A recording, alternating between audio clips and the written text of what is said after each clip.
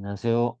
자, 이번에는 여러분하고 이 손해보험 중에서 기평가보험을 한번 해보도록 하겠습니다. 기평가보험 670조부터 한번 들어가 볼게요, 여러분. 670조를 한번 펼쳐보시고.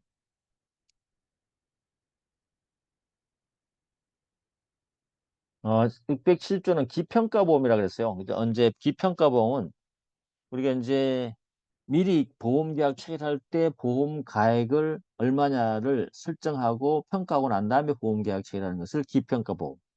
미평가 보험은 그걸 하지 않고 그냥 놔두고 그 보험 목적만 가지고 하는 거죠. 그리고 나중에 다시 평가하는 것을 미평가 보험이다 한다. 뭐 어려운 거 없어요. 그런데 보시면 결론적으로 동일하게 판단합니다. 당사자 간에 보험 가액을 이미 정해놨어요. 그때는 그 가액은 사고 발생 시의 가액으로 뭘 해준다? 추정해준다. 이 추정한다는 것은 다시 말하면 깨질 수 있다는 거죠. 깨질 수 있다. 어떤 경우? 가액이 사고 발생 시의 가액을 그 가액의 사고 발생 가액을 현재 초과할 때는 사고 발생 시의 가액을 보험가액으로 온다. 현실에 맞춘다는 얘기죠. 어떤 얘기냐면 어, 어떤 집값을 만약에 이게 처음 계약 체결할 때 기평가 보험을 해서 10억으로 정했어요. 그런데 이때 사고가 발생했어요. 근데 집값이 확 떨어져서 얼마로 현저히 변경됐다. 얼마? 5억으로 됐다는 거죠. 사고 나서 집이 타버렸어요. 얼마를 줘야 될까요? 원래는 10억을 하는 것이 추정이 맞지만 10억을 하는 게 맞지만 그죠? 10억에 대해서 가이지만 현재 지금 가액 가액이 초과된 거죠. 사고 발생 시 5억보다 10억은 훨씬 초과되어 있는 상태잖아요. 그죠? 이럴 때는 사고 발생 시인 5억으로 어때요? 가액으로 정한다는 거죠. 5억에 대한 보상만 한다는 말. 알겠죠? 한다는 말이죠. 그 다음 밑에 미평가 보험 있잖아요. 가보면 671조 당사자 간의 보험 가액을 정하지 않을 때는 사고 발생 시에 가액을 한다. 그냥 이거는 사고 발생 시 5억이면 5억, 6억이면 6억, 그죠? 7억이면 7억, 10억이면 10억. 사고 발생 시에 가액으로 보험금을 지급하게 된다. 뭐 그 정도입니다. 자, 그렇게만 알아두시면 된다. 자, 또 넘어가셔가지고 중복보험 나왔네요. 이 중복보험은 제가 기본 할 때도 설명을 드렸지만 이런 거예요. 중복보험은 숨어있다 그랬죠? 중복 초과보험이다. 알겠죠? 이걸 줄여놓은 거다. 중복해서 초과보험 상태가 만들어지는 상황을 말해요. 이걸 우리가 중복 초과보험이라. 알겠죠? 그럴 땐 동일하게 앞쪽에 우리가 초과보험 한 것처럼 풀어나가면 되는 건데 중복보험을 가입했기 때문에 여러 가지 또 다른 어떤 법리가 나올 수밖에 없다. 일단은요, 1항을 보시면 동일한 보험 계약의 목적과 동일한 사고에 관해서 여러 개의 보험 계약이 동시에 또는 순차로 체결되어 있다는 거죠. 여기만 끝나면 안 돼. 여기는 그냥 중복보험일 뿐이에요. 중복보험이 나쁜 건 아니거든요. 체결된 경우까지는 중복보험이에요. 그런데 그 이후에 중복보험을 한 다음에 뒷말이 중요한 거죠. 보험 금액의 총액이 보험 가액을 초과한 때는 보험자는 각자의 보험구역 한도에서 연대 책임을 지고 각 보험자의 보상 책임은 각자의 보험구역의 비율에 따른 비례 보상한다. 연대 책임과 비례 보상이 나오는 것이죠. 알겠죠? 그래서 중복하고 초과 보험이 발생했을 때 이렇게 해결한다 이 말이에요. 중복하고 초과 보험다. 그죠? 중복하고 그래서 뭐 A 보험회사, B 보험회사, C 보험회사의 갑이 동일한 건물에 대해서 이렇게 보험을 가입했다 이 말이에요. 화재보험을 가입했다 그죠? 근데 이 건물이 보험 가액이 10억이야. 근데 여기는 5억. 그다음 B 회사는 5억. C 회사도 5억 이렇게 가입했잖아요. 그럼 총 합치게 보험 금액 얼마예요? 15억이잖아요. 근데 보험 가액은 얼마예요? 10억이잖아요. 어때요? 보험 금액이 보험 가액을 추가했잖아. 이런 것들을 우리가 중복 초과 보험을 하는데 어떻게 해결하느냐? 이때는 보험 계약자 여러 명의 당사자가 있기 때문에 사실은 원래는 무효이지만 당사자가 있기 때문에 당사자 간에 연대 책임을 지되 비례로 비례보상, 다시 말해서 보험가액 10억만큼에 대한 그 보험금을 주면 된다는 거죠. 그래서 A, B, C가 나누어서 10억을 부담하면 된다는 거죠. 알겠죠? 각자 보험금액 비율에 따라서 나누면 되겠죠. 그래서 1대 1대 1로 나눠서 10억에 대해서만 보상해주면 우리가 초과보험에 대한 문제점은 해결하는 것이죠. 그리고 여러 사람이니까 함께 책임진다 해서 연대 책임으로 가고, 보상은 비례 보상을 하게 되면 그 금액만큼만 보상되기 때문에 초과보험 상태가 해소되는 거죠. 이해됐죠? 그렇게 해야 하는 거죠. 이게 중복 초과보험이에요. 됐죠? 그 다음에 2항 가보시면 동일한 보험계약 목적과 동일한 사항 수개 보험계 체결한 경우는 보험계약자는요 반드시 보험계약의 내용을 통지하도록 하고 있습니다. 통지하도록 한다. 통지 의무를 두고 있다. 그래서 A하고 보험계약 체결했을 때 갑은요 B하고 보험계약 체결할 때 알려줘야 돼요. 나 A하고 화재보험 들었거든. 또 C하고 할 때도 나 A, B하고 화재보험 들었거든. 알려줘야 된다. 이 알려줘야 된다는 알려주는 의무는 뭐냐면 보험회사들이요 나중에 사고 나면 우리가 얼마 책임져야 되겠구나라는 것을 인지하게 해주기 위한 것이에요. 그래서 판례가 이런 판례도 있어요. 그러면 통지 의무를 안 했어요. 이건 보험 사기다 라고 주장했는데 판례는 어때요? 통지 의무 안 했다는 것 갖고 바로 사기로 볼 수 없다는 게 판례 입장이에요. 이해됐죠? 그런 의미를 이해하시면 됩니다. 그리고 마찬가지로 이 중복보험 계약이 AB식 화재보험 들면서 보험계약자가 만약 고의로 나쁜 뜻으로 사기로 체결됐다는 것이 입증됐을 때는 무조건 무효다. 알겠죠? 무효로 간다. 아까 봤듯이 초과보험이기 때문에 사기적 초과보험은 우리가 앞쪽에 봤지 무효라고 그랬잖아요. 동일하게 본 거죠. 됐죠? 그래서 672조 여러분이 이렇게 조문을 해설을 하셔야 됩니다. 자, 넘어가도록 하고요. 나머지 이제 제가 많이 설명을 드렸어요. 그래서 현행법상 9번 보시면 단순 중복보험이죠. 아까 우리 사기보험이 아닌 사기중복보험이 아닌 단순 중복보험은 어떻게 할까요? 연대책임주의와 비례보상주의를 채택함으로써 이 초과보험 자체가 해소되기 때문이죠. 그러면서 이러한 조항이 있죠. 단순 중복보험으로 해결하는 조항은 다른 데 가면요. 중복보험 유사한 사안에서 이렇게 준용하거나 유추 적용합니다. 그걸 알아두시고. 자, 그 다음에 또 한 가지 조심할 것은 그럼 이렇게 연대책임과 비례보상 그 규정들이 강행 규정이냐? 아니에요. 알겠죠? 중복 초과보험 됐다 하더라도 보상 책임 방식이나 분담 방식에 그죠? 상법 규정과 자기네끼리 다르게 얼마든지 규정할 수 있습니다. 이 초과보험을 벗어날 수 있는 여러 가지 다른 방법을 모색하면 되는 것이죠. 그래서 강행 규정이 아니고 임의 규정이다라고 하시면 되겠습니다. 자, 그 다음에 어, 뭐 13번 한번 가볼까요? 임가공업자가 임가공업자가 소유자로부터 공급받은 원부자재 및 이를 가공한 완성품에 대해서 여기는 완성품이고요. 그 다음에 여기는 임가공업자는 완성품에 대해서 동산종합보험을 들었어요. 그죠? 그럼 어때요? 어, 소유자가요. 동일한 목적물에 대한 소유자의 이익을 부부하기 위해서 체결한 동산종합보험. 이건 서로가 달라요. 임가공업자가 동산종합보험 등거하고 소유자가 종합보험 등거는 다시면서 목적물에 대한 등거는 목적물은 동일하다 하더라도 그들이 추구하는 거죠. 피보험이익이 서로 달라요. 이 피보험이익이 다르면 중복보험이 아니에요. 피보험이익이 같아야 되거든요. 그런 의미예요. 이해됐죠? 마찬가지로 그 14번 문제도 마찬가지예요.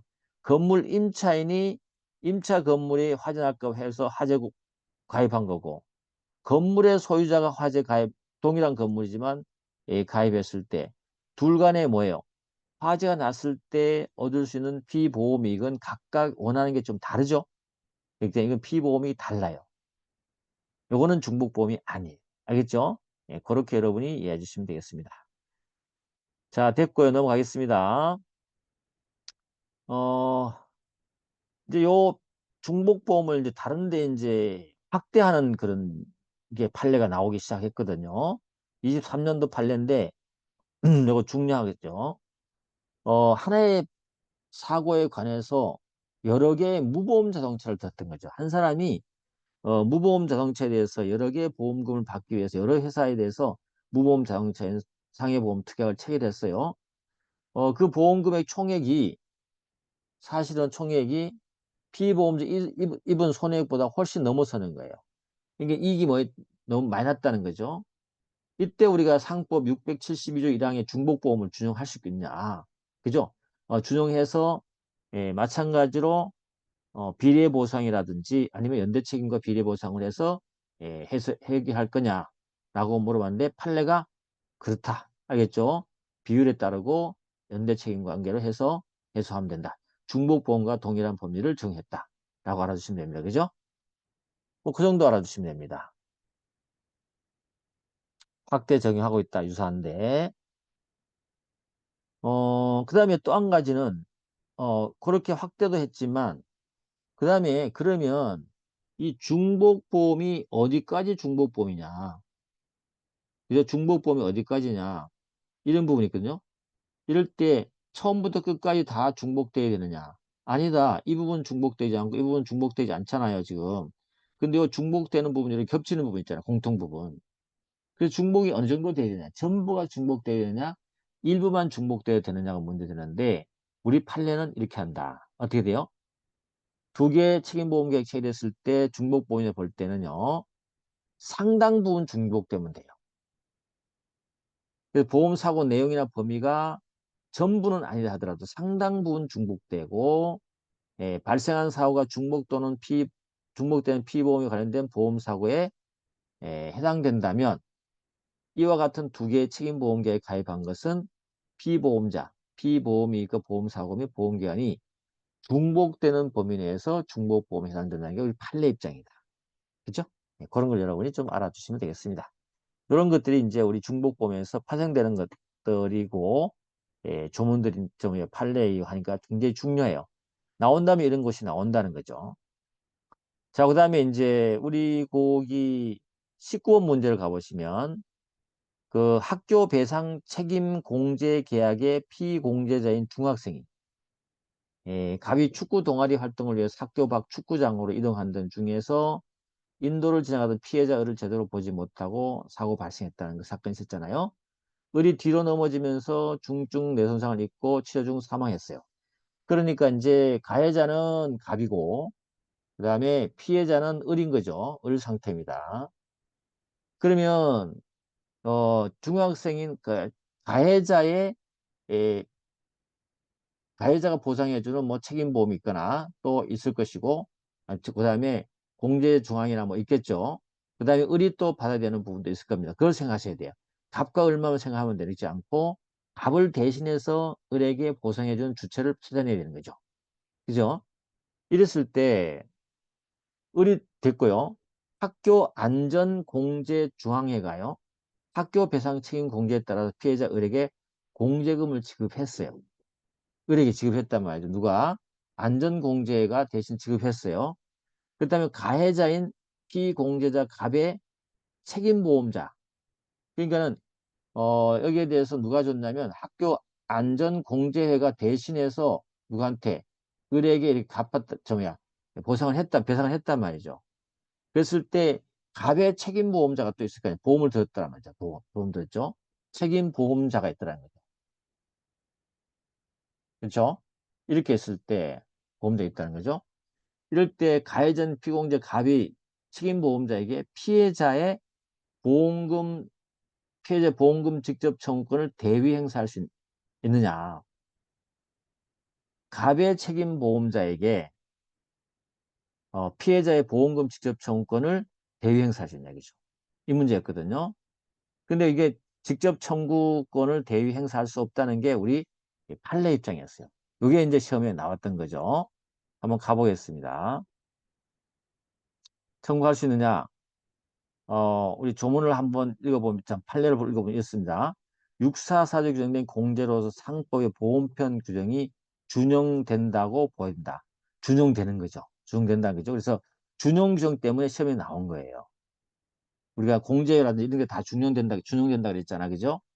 학교 안전공제 조항에는 배상 책임 공제에 따라 피해자 공제금을 지급하는 경우에 학교 안전법에 따라서 수급권자를 대위할 수 있는 학교 안전공제와 달라요.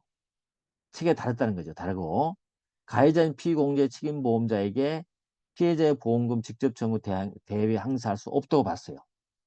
학교 안전법에 따라서 학교 안전법에 따라서 대위할 수 있는 안전공제와 다르게 안전공제 주항에 대해서는요. 대위 행사할 수 없도록 돼 있어요. 책임보험자와 중복보험의 그죠? 보험자 관계에서 자기 부담 부분을 넘어서서 피해자의 공제금을 지급할 때는 책임보험자의 부담 부분에 한해서만 그냥 구상권을 행사하는 것이지 그 직접 청구권을 대위 행사하지는 못해요. 그죠? 구상권을 행사했을 뿐이다. 이렇게 한 게 우리가 판례 입장이었어요. 근데 사례를 보고 좀 이렇게 처음 작년에 나왔을 때 판례 나온 다음에 바로 나오니까 좀 어려웠어요, 여러분들. 어렵고 이 말을 학교 안전공제 주항례와 안전공제와 관계되는 판례 내용을 알고 있어야 되고요.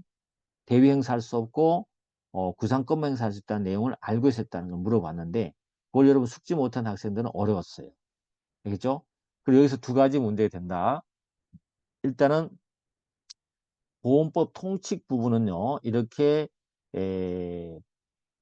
공제조합이라든지 기타 공제에 관련되는 부분에도 그대로 준용되고 있다라는 거 하나. 그 다음에 여기는 대위 행사는 할 수 없고 부상권만 행사할 수 있다는 이 판례 내용. 이걸 아는 게 중요했다는 거죠. 알겠죠? 예, 그렇게만 여러분이 알아두시면 충분했습니다. 이제 뭐 다시 한번 또 나온더라도 여러분 풀면 되는 것이고요. 자, 나머지는 넘어가도록 하고요. 673조로 가보겠습니다. 수개 보험계약을 체결한 경우에 보험자 1인에 대한 권리 포기는 다른 자의 권리 의무에 영향을 미치지 않습니다. 영향 안 줍니다. 중복보험에서요. 자, 일부 보험은 우리가 뭐 앞쪽에 봤습니다만 일부 보험 가액이 10억인데 거기에 보험 금액을 5억만 했다. 이게 일부 보험이죠. 그럼 사고 났을 때 어떻게 보장하느냐 이 말이죠. 그건 당연히 보험 가액에 대한 비율에 따라서 보상 책임해 주면 돼요. 2분의 1만큼만 보험금이 2분의 1만큼 지급되는 것이니까 만약에 화재 사고 났을 때 그 사고 난 금액에 대해서 2분의 1만 지급하면 되는 거죠. 알겠죠? 물론 다른 약정이 있으면 그에 따르면 되는 것이고 그 다음에 675조 사고 발생 후에 목적 멸실과 보상 책임이다.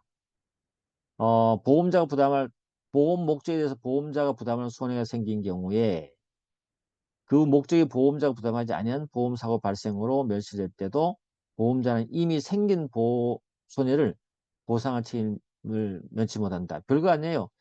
이미 보험사고가 발생을 해버렸어요. 예를 들면 이렇게 집이 화재 보험 들었고 났는데 화재가 발생해서 뭐 2억을 지급해야 되는 금액이 확정됐단 말이죠. 그런데 그 이후에 사고 나고 금액이 확정된 이후에 이게 집이 소실돼 버렸어요. 보험 목적이.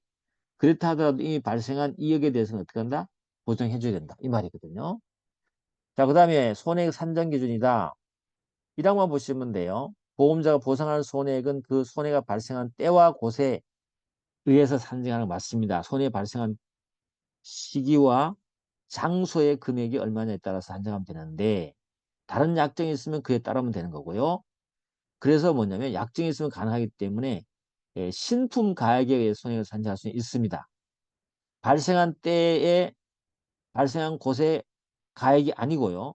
발생한 곳의 가액보다도 훨씬 높은 원래 처음 출고될 때의 가격으로 신품 가액으로 손해액을 산정할 수도 있다.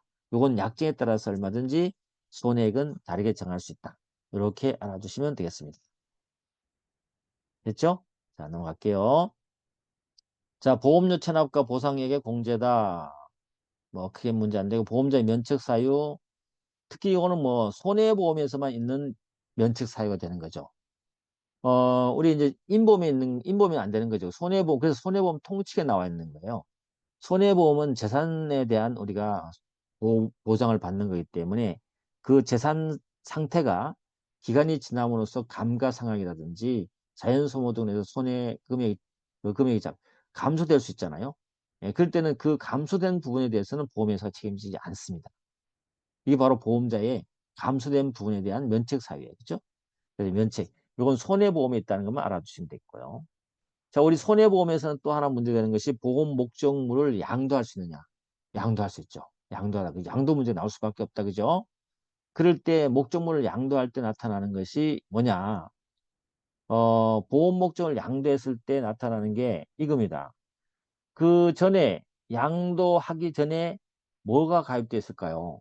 당연히 뭐가 돼 있어요? 여기 만약 화재보험이 들어있다. A 보면서 화재보험이 들어있다 합시다. 근데 이 건물을 가베스 소유권대 을에게 양도를 했다.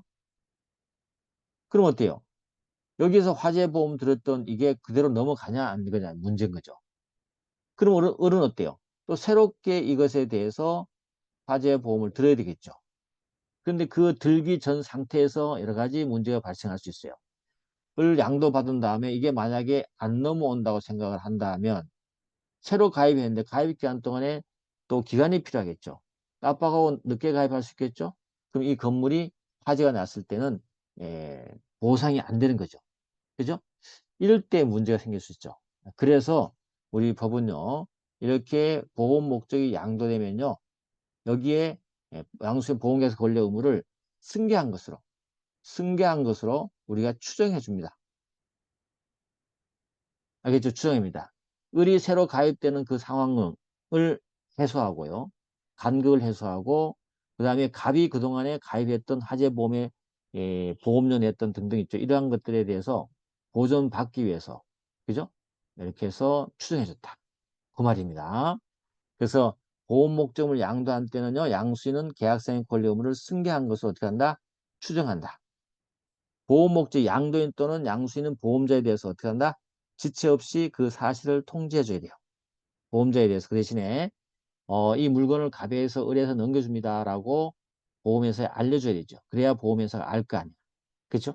네, 그런 거. 그 양도에 대한 내용을 알고 있어야 된다. 됐죠? 네, 그렇게 보시면 된다.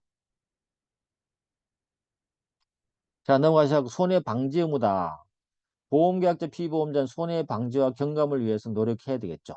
방지와 경감을 위해 노력해야 되고 그렇지만 이를 위해서 필요했던 유익했던 비용과 보상액이 보험 금액을 초과한 경우라도 보험자가 이를 부담한다. 그렇죠. 보험, 특히 이제 재산보험, 손해보험에서 사고가 발생했으면 그 사고가 더 확대되지 않도록 노력해야 된다는 의무가 방지 의무예요. 이 또한 우리가 손해보험에만 있는 하나의 의무라고 보시면 돼요. 그래서 만약에 노력을 하지 않고 보험 금액을 초과하는 금액이 나오잖아요. 그렇더라도 노력을 했으면 그 초과한 금액을 보험회사가 부담하지만 노력하지 않으면 책임 부담하지 않는다. 이 말이죠. 이랬죠? 그렇게만 알아두시면 됩니다. 자, 그 다음에 이제 22번 문제 한번 풀어볼까요? 보험계약자 피보험 손해방지 경감 노력한다. 좋습니다. 근데 보험계약 피보험자가 고의 또는 중대한 과실로 손해방지임을 위반했다. 보험자는 손해방지의무 위반과 상당 인과인 손해에 대해서 배상을 청구하거나 지급할 보험금과 상계에서 이를 공제한 나머지 금액만을 보험금을 지급할 수 있지만 경과실로 위반한 것은 돈 다 줘야 된다. 알겠죠? 여기서 손해방지 의무는요. 고의 중대한 과실입니다. 알겠죠? 중대한 과실로 위반했을 때는 그렇다는. 그래서 우리가 여기서 방지와 경험 노력해야 된다. 할 때 이 노력이 뭐다?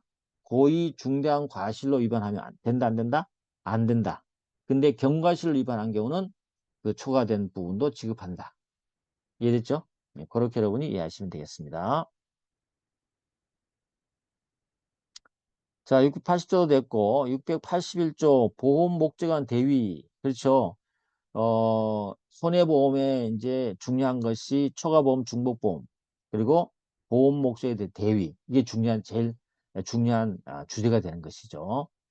자, 보험 목적 대위다. 보험의 목적이 전부 멸실됐을 때, 보험금의 전부를 지급한 보험자는 권리자는. 요거는 이제 우리가 두 가지로, 대위는 두 가지로 나누어 볼 수가 있는데요.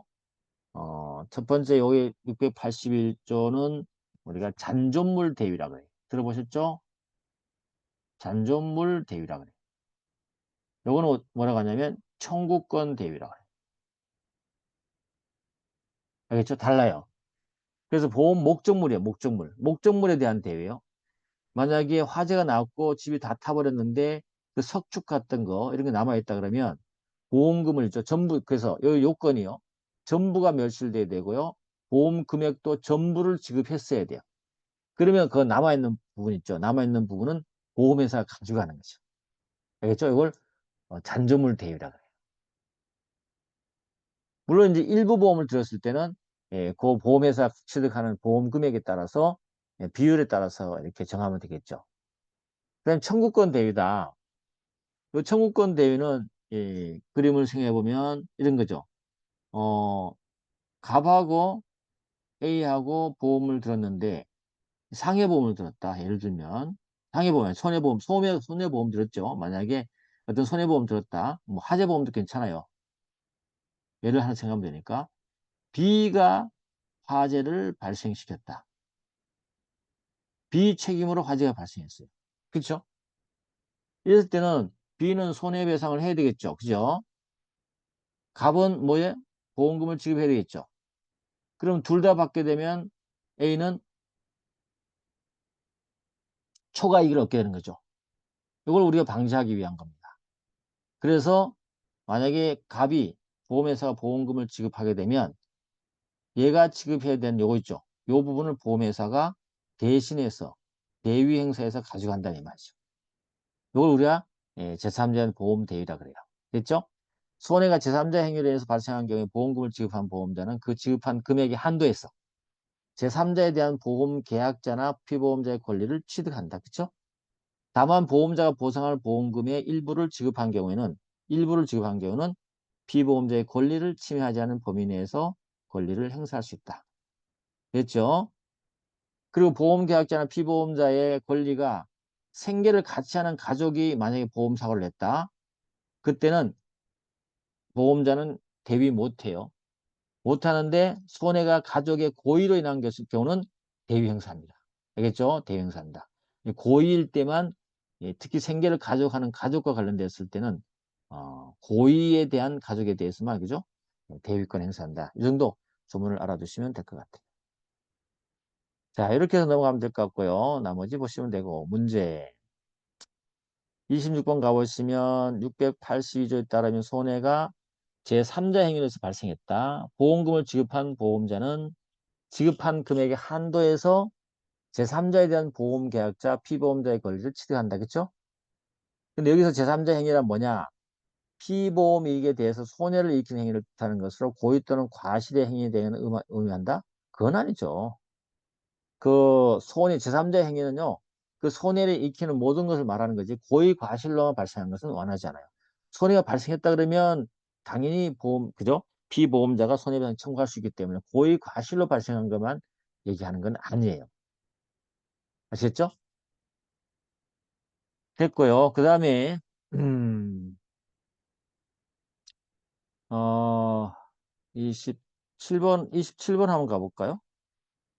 화재보험의 피보험자가 보험금을 지급받은 후 화재에 대한 책임있는 자로부터 손해배상을 받으면서 나머지 손해배상을 포기했다? 피보험자가. 피보험자의 화재에 대한 책임있는 자에 대한 손해배상 청구는 피보험자, 피보험자가 보험자로부터 보험금 지급하는 동시에 보험금액의 범위에서 당연히 된다. 이게 뭐냐면 우리 청구권 대위는요, 성격이 법정대위예요, 법정대위. 대위 요건 갖춰주면 바로 넘어가는 거예요. 그럼 보험회사가 피보험자의 돈을 보험금을 지급하잖아요. 하는 순간 피보험자가 예, 가해자한테서 받을 수 있는 그 손해배상 청구권 있죠. 이것은 누구한테 넘어간다? 바로 보험회사에 넘어간다는 뜻이죠. 그래서 당연히 넘어가는 거예요. 당연히 넘어가기 때문에 그 당연히 넘어간 것을 만약에 피보험자가 포기할 수 있어 없어요? 없다는 얘기예요. 그래서 이미 이전된 보험금 상당 부분의 손해배상 청구를 피보험자에 포기하더라도 이건 효력이 없어요. 당연히 보험회사에 넘어갔기 때문에.